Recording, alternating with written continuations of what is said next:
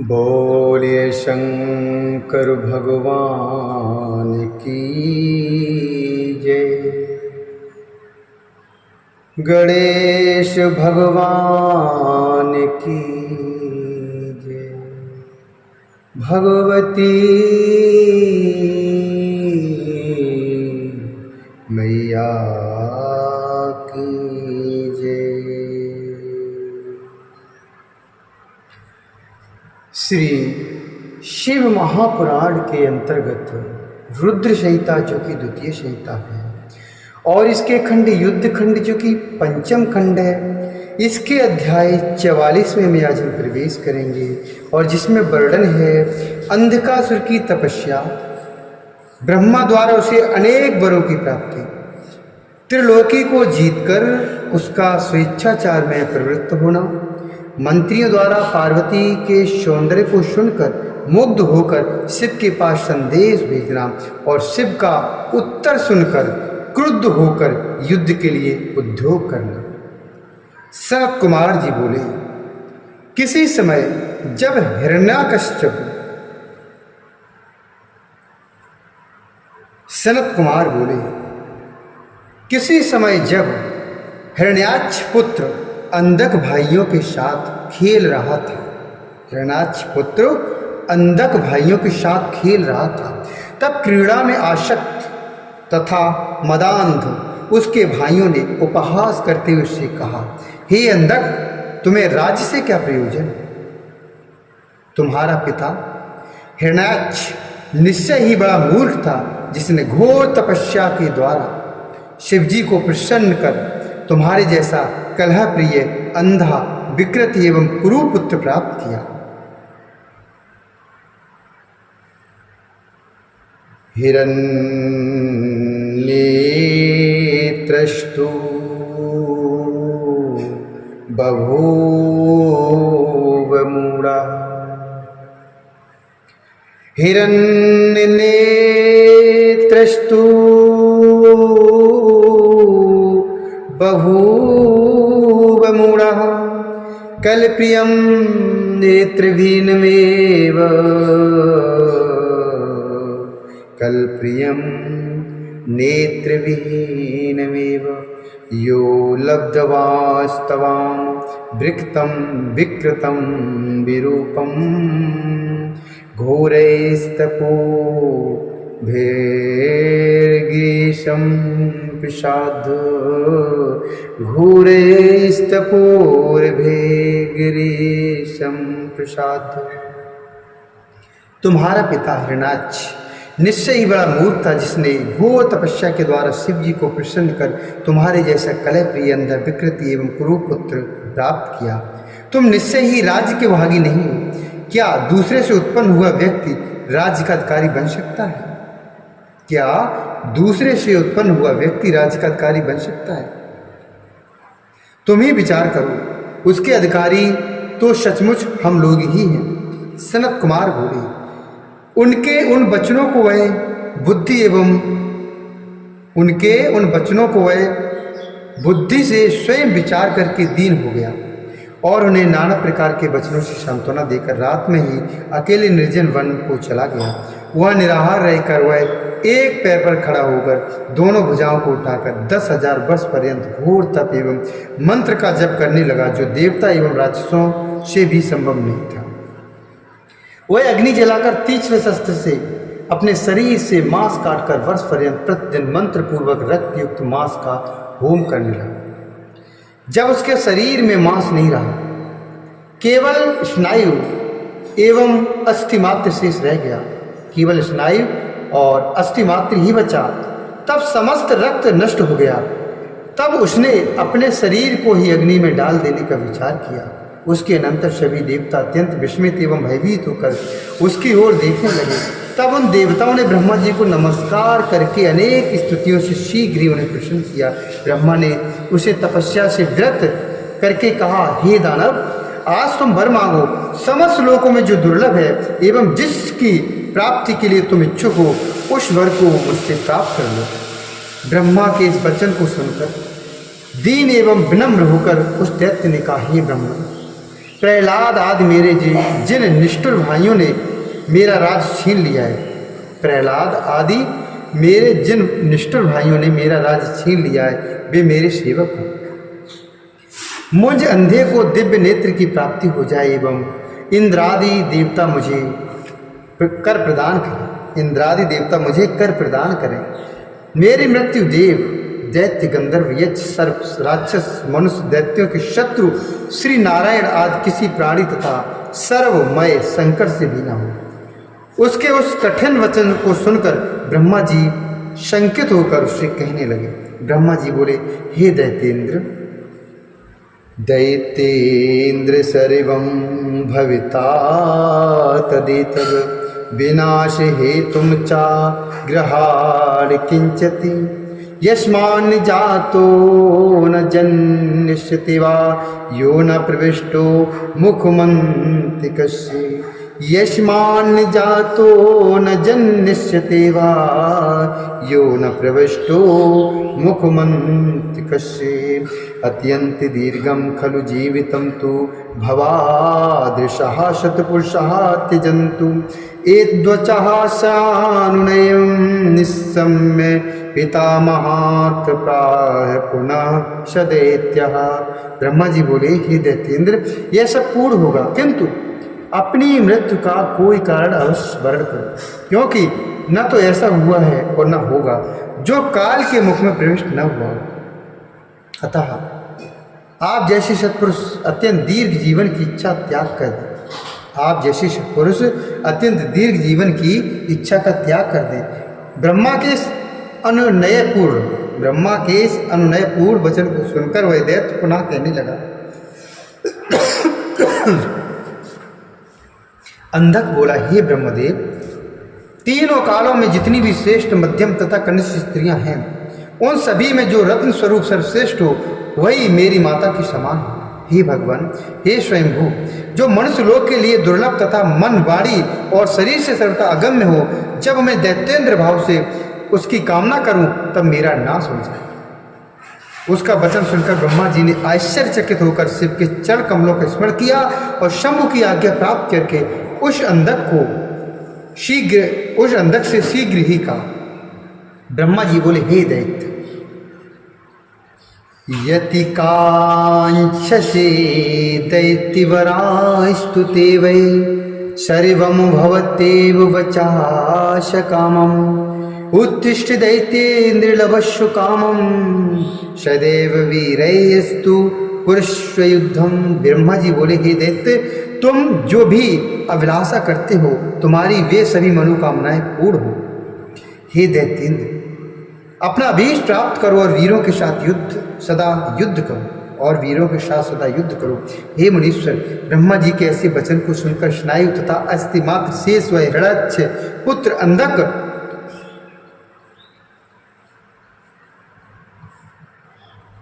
ब्रह्मा जी को भक्तिपूर्वक प्रणाम कर उन प्रभु से कहने लगा। अंधक बोला, हे विभो, मैं इस विकृत शरीर से शत्रुओं की सेना में प्रविष्ट होकर किस प्रकार युद्ध कर सकता हूँ? अतः अपने पवित्र हाथ से मुझे स्पर्श कीजिए और स्नायु तथा अस्थि शेष इस शरीर को शीघ्र ही मां से पुष्ट कर दीजिए। सनत कुमार बोले। उसका वचन सुनकर वे ब्रह्मा उसके शरीर का स्पर्श करके मुनियों तथा सिद्धों से पूजित होते हुए देवेश्वरों के साथ अपने धाम को चले गए। ब्रह्मा के स्पर्श मात्र से ही वह दैत्य संपूर्ण शरीर वाला तथा बल संपन्न हो गया। वह नेत्रयुक्त तथा सुंदर हो गया और प्रसन्न होकर अपने नगर में प्रविष्ट हुआ। तदंतर प्रहलाद आदि सभी दैत्येंद्र उसे वर प्राप्त कराया हुआ समझकर संपूर्ण राज्य उसके लिए छोड़कर उसके अधीन होकर उसके सेवक हो गए। तदंतर अंधक ने अपने भृत्यों एवं सेनाओं के साथ विजय की इच्छा से स्वर्ग की ओर प्रस्थान किया और वहाँ युद्ध में समस्त देवताओं को जीतकर वज्र को धारण करने वाले इंद्र को भी करदाता बना दिया। उसने नागों, पक्षियों, बड़े बड़े राक्षसों, गंधर्वों, यक्षों, मनुष्यों, पर्वतों, वृक्षों एवं सिंहादि समस्त पशुओं को भी युद्ध में जीत लिया। उसने इस चराचर त्रैलोक्य पर अधिकार करके उसे अपने बस में कर लिया। इसके बाद अपनी अनुकूल सुंदर हजारों स्त्रियों के साथ विहार करता हुआ पाताल, पृथ्वी लोक तथा स्वर्ग में जितनी रूपवती स्त्रियां थीं उनके साथ पर्वतों तथा मनोहर नदी तटों पर वह रमण करने लगा। उनके मध्य में क्रीड़ा करता हुआ वह दैत्येंद्र काम प्रवृत्ति के लिए स्त्रियों के पीने से बचे हुए दिव्य एवं मानुष पेयों को प्रसन्नता के साथ पीता था। उनके मध्य में क्रीड़ा करता हुआ वह दैत्येंद्र काम प्रवृत्ति के लिए स्त्रियों के पीने से बचे हुए दिव्य एवं मानुष पेयों को प्रसन्नता के साथ पीता था। वह नाना प्रकार के दिव्य रस फल सुगंधित पुष्प प्राप्त करके मय अर्थात दानव द्वारा निर्मित उत्तम ग्रहों तथा यानों एवं सुंदर वाहनों का सेवन करता था। अद्भुत दर्शन वाले पुष्प अर्घ्य धूप मिष्टान अंगराग आदि से युक्त होकर क्रीड़ा करते हुए उस अंधक दैत्य के उत्तम 10,000 वर्ष बीत गए। इस प्रकार भोग करते हुए उसे परलोक में अपने कल्याण करने वाले पुण्य का ज्ञान न रहा और वह मूर्ख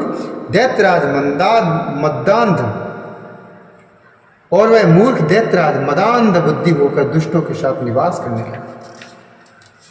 इसके बाद वह महात्मा प्रमत्त होकर कुतर्क युक्त बातचीत से अपने प्रधान पुत्रों को तिरस्कृत कर सभी वैदिक धर्मों का विनाश करता हुआ दैत्यों के साथ विचरण करने लगा। धन के अहंकार से मदान्ध वह वेदों ब्राह्मणों देवताओं तथा गुरुओं का पान करने लगा और दैववश हतायु होकर अपनी आयु को स्वेच्छाचार पूर्वक छीन करता हुआ रमण करने लगा। इस प्रकार इस पृथ्वी तल पर करोड़ों वर्ष निवास करते हुए वह अंधक किसी समय हर्षित होकर अपनी सेना के साथ मंदराचल पर गया और वहाँ की स्वर्णिम शोभा देखकर मानमत्त होकर सैनिकों के साथ घूमने लगा। वह क्रीड़ा के लिए उस पर्वत पर आकर मोहवश वहाँ निवास करने का विचार करने लगा। उसने अपने पराक्रम से प्रसन्नतापूर्वक मनोहर एवं दृढ़ नगर का निर्माण कर स्वयं उसके शिखर पर अपने निवास हेतु महासुंदर भवन बनवाया। उस दैत्येंद्र के दुर्योधन वैदश तथा हस्ति नामक मंत्री थे। किसी समय उन तीनों मंत्रियों ने उस पर्वत शिखर पर एक रूपवती सुंदर स्त्री को देखा। शीघ्र काम में सभी दैत्यों ने हर्षित होकर उस वीरवर दैत्येंद्र अंधक के समीप आकर जैसा देखा था वैसा प्रेम पूर्वक कहा।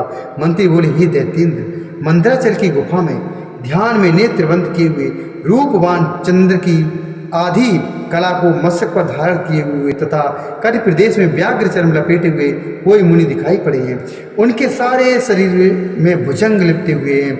वे सिर पर जटा तथा गले में कपाल की माला धारण किए हुए हैं। हाथ में त्रिशूल लिए हुए, बाण तथा तरकश धारण किए हुए हैं। महान धनुष धारण किए हुए और अच्छ सूत्र पहने हुए हैं। वे लकुट त्रिशूल एवं खड़ग धारण किए हुए हैं। वे जटा जूट से युक्त 4 भुजाओं वाले गौर वर्ण वाले तथा भस्म से लिप्त हैं। वे महातेजस्वी प्रतीत हो रहे हैं। उनका संपूर्ण वेश अद्भुत है। उनसे थोड़ी ही दूर पर एक पुरुष दिखाई पड़ा। वह बानर के समान महाभयंकर मुख वाला विकराल, हाथों में संपूर्ण अस्त्र लिए उनकी रक्षा करता हुआ स्थित है। वहीं पर शुक्ल वर्ण का एक श्वेत वृद्ध बैल भी है। हम लोगों ने बैठे हुए उस तपस्वी के निकट पृथ्वी पर रत्नभूता एक सुंदर रूप वाली मनोहर युवती भी है। हम लोगों ने बैठे हुए उस तपस्वी के निकट पृथ्वी पर रत्नभूता एक सुंदर रूप वाली मनोहर युवती भी देखी है। वह स्त्री प्रबाल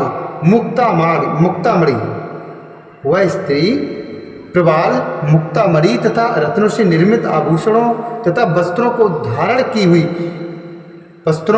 की हुई है। वह मनोहर माला से शोभित है। जिसने उस महासुंदरी को देख लिया है वास्तव में वह दृष्टि वाला है। उसे देख लेने पर अन्य कोई देखने का प्रयोजन नहीं है। वह दिव्य नारी उन महापुण्यवान महर्षि महेश्वर की प्रिय भार्या है। हे दैत्येंद्र, आप सुंदर रत्नों के भोक्ता हैं, अतः उसे अपने घर लाकर भली बात देखने में समर्थ है। सनत कुमार बोले, उन मंत्रियों की इस बात को सुनकर वह दैत्य कामातुर उठा और उसका सारा शरीर घूमने लगा। उसने दुर्योधनादि मंत्रियों को उन मुनि के समीप शीघ्र ही भेजा। हे मुनीश, उत्तम राजनीति में परम प्रवीण उन श्रेष्ठ मंत्रियों ने महाव्रती एवं अप्रमेय उन मुनि के पास जाकर प्रणाम करके उस दैत्य की आज्ञा इस प्रकार कही। मंत्री बोले, हिरण्याक्ष के पुत्र दैत्यध्राज त्रैलोक के स्वामी महामना, जिनका नाम अंधक है, वे ब्रह्मा जी की आज्ञा से विहार करते हुए इस मंदराचल पर विराजमान हैं। हे तपस्विनी, हम उनके अंगरक्षक तथा मंत्री हैं, उनके द्वारा भेजे गए हम लोग आपके समीप आए हैं और उन्होंने जो संदेश दिया है उसे ध्यान देकर आप सुने। हे बुद्धिमान मुनिवर, आप किसके पुत्र हैं और किस कारण से यहाँ सुखपूर्वक बैठे हुए हैं? ऐसी महासुंदरी यह तरुणी किसकी भार्या है? हे मुनीन्द्र, आप इसे शीघ्र ही दैत्यराज को समर्पित कर दें। कहाँ तो भस्म लिप्त, कहाँ तो भस्म से लिप्त कपाल माला युक्त महाक्रूप तुम्हारा यह शरीर, और कहाँ तर्कस धनुष बाण खड़ग भुषुंडी त्रिशूल बाण एवं तोमर आदि दिव्यास्त्र, कहाँ जटा के अग्रभाग में परम पवित्र गंगा तथा सिर पर मनोहर चंद्रमा, और कहाँ दुर्गंध युक्त अस्थिखंड, कहाँ विश्वमन करने वाले दीर्घ मुख सर्प, और कहाँ सुपुष्ट स्तन वाली स्त्री का संगम। बूढ़े बैल की सवारी करना प्रशस्त नहीं है, क्षमावान तपस्वी का ऐसा व्यवहार नहीं देखा जाता, और संध्या बंदन आदि ही तपस्वियों का धर्म है। लोक विरुद्ध भोजन उनके लिए निषिद्ध है। अरे मूर्ख, तुम इस स्त्री को शांति पूर्वक मुझे समर्पित करो। स्त्री के साथ तपस्या क्यों कर रहे हो? यह तुम्हारे लिए अनुचित है और तुम्हारे अनुकूल नहीं है, क्योंकि मैं तीनों लोगों का रत्नपति हूँ। अतः तुम्हें आज्ञा देता हूँ कि पहले शस्त्रों का त्याग करो, इसके बाद शुद्ध तप करो। मेरी अलंघनीय आज्ञा का उल्लंघन करने पर तुम्हें अपने शरीर को छोड़ना पड़ेगा। तब लौकिक भाव का आश्रय कर जगत प्रधान शिवजी ने उस दूत के संपूर्ण वचन को सुनकर अंधक को दुष्ट बुद्धि जानकर हंसते हुए उससे कहा। शिवजी बोले, हे दैत्यनाथ, यदि मैं रुद्र हूं तो तुम्हारा मुझसे क्या तात्पर्य है? तुम इस प्रकार मिथ्या क्यों बोलते हो? तुम्हें ऐसा कहना उचित नहीं है। तुम मेरे प्रभाव को सुनो। मुझे अपने माता पिता का स्मरण नहीं है, मुझे अपने माता पिता का स्मरण नहीं है। इस गुफा में महामूर्ख तथा विकृत रूप वाला मैं अन्यों के लिए दुर्लभ इस घोर पाशुपत व्रत का आचरण करता हूँ। मेरे विषयों में ऐसी प्रसिद्धि है कि मूल रह तथा दुस्तज यह सारा जगत मुझसे ही उत्पन्न हुआ है, और सुंदर रूप वाली, सब कुछ सहने वाली तथा मुझ सर्वव्यापक की सिद्ध रूपा यह तरुणी भी मेरी भार्या है। हे राक्षस, इस समय तुम्हें जो जो अच्छा लगे उसे तुम ग्रहण करो। उनके सामने ऐसा कहकर तपस्वी वेशधारी सदाशिव ने मौन धारण कर लिया। शरद कुमार बोले, यह गंभीर वचन को सुनकर उन दानवों ने उन्हें सिर झुकाकर प्रणाम किया। तदंतर त्रैलोक विनाश के लिए प्रतिज्ञा करने वाले हिरणाक्ष पुत्र अंधक दैत्य के पास गए। उन सभी पराक्रमी दैत्यों ने उस मदोन्मत्त दैत्यपति को प्रणाम कर जय शब्द का उच्चारण करते हुए हंसकर शिवजी ने जो कुछ बात कही थी वो सब बात उस अंधक से कही। मंत्री अर्थात अंधकासुर से बोले, मंत्री अंधकासुर से बोले, हे राजन, तपस्वी शिव ने आपके विषय में कहा है कि निशाचर, अस्तर, वीरता धीरता वाला, सामर्थ्य रहित, क्रूर कर्मा, कृतघ्न, कृपण तथा सर्वदा पाप करने वाला वह दानव क्या शूरपुत्र यमराज से नहीं डरता, जो मुझसे युद्ध की इच्छा कर रहा है? सभी दैत्यों के स्वामी हे राजन, अपनी बुद्धि से त्रैलोक्य को दृढ़व्रत समझने वाला महान तेजस्वी तपोनिष्ठ तथा परमवीर उस मुनि ने हंसते हुए आपके विषय में पुनः कहा है। कहाँ तो वृद्धावस्था के कारण जर्जर अंगों वाला मैं, और कहाँ ये तुम्हारे दारुण शस्त्र और मृत्यु को भी आतंकित करने वाला युद्ध, कहाँ वह वानर के जैसा मुख वाला मेरा गढ़ वीरक, और कहाँ परम समर्थ वह राक्षस, कहाँ तो राक्षस का दुर्धर्ष वह स्वरूप, और कहाँ मंद भाग्य में, कहाँ तुम्हारा तुलनीय सैन्य बल, और कहाँ मेरे आश्रयभूत ये वृक्षलता आदि। इस पर भी यदि तुम अपने को सामर्थ्य संपन्न मानते हो तो प्रयत्न करो, युद्ध करने के लिए यहाँ आओ और कुछ सामर्थ्य प्रदर्शन करो। कहाँ तो मेरे पास तुम जैसे लोगों को नष्ट कर देने वाला महाभयंकर अस्त्र, और कहाँ कोमल कमल के समान तुम्हारा शरीर। अतः विचार करके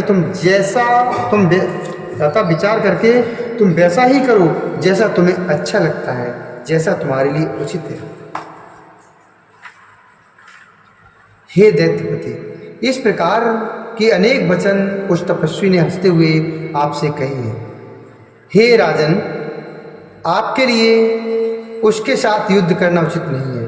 यदि आप हम लोगों के द्वारा कहे गए अनुचित तथ्यहीन अनेक कथनों से तथा तप में निरत उस तपस्वी के द्वारा कहे वचनों से समझ जाते हैं, तब तो ठीक है, अन्यथा मुनि के इस वचन को आप बाद में याद करेंगे। शरत कुमार बोले। इसके बाद उनका सत्य हितकर कुटिल तथा तीक्ष्ण वचन को सुनकर वह मंद बुद्धि क्रोध से उसी प्रकार आग बूला हो गया जिस प्रकार घी डालने से आग अपने रूप में आ जाती है, अर्थात बहुत तेज प्रज्वलित हो जाती है। तदंतर प्रतिकूल भाग्य वाला वरदान से प्रमत्त तथा काम बाण से बिना हुआ वह दैत्य खड़ग लेकर पवन के समान वेग से वहां जाने के लिए उद्यत हो गया। इत श्री शिव महाप्राणे द्वितीयाम रुद्र संहितायाम पंचमे युद्ध खंडे अंधक गाढ़पत्य पद लाभोपाख्याने दूत संवादो नाम चतुष्त्वारिंशोऽध्याय। इस प्रकार श्री शिव महापुराण के अंतर्गत द्वितीय रुद्र संहिता के पंचम युद्ध खंड में अंधक गाढ़पत्य पद लाभोपाख्याने में दूत संवत वर्णन नामक 44वां अध्याय पूर्ण हुआ।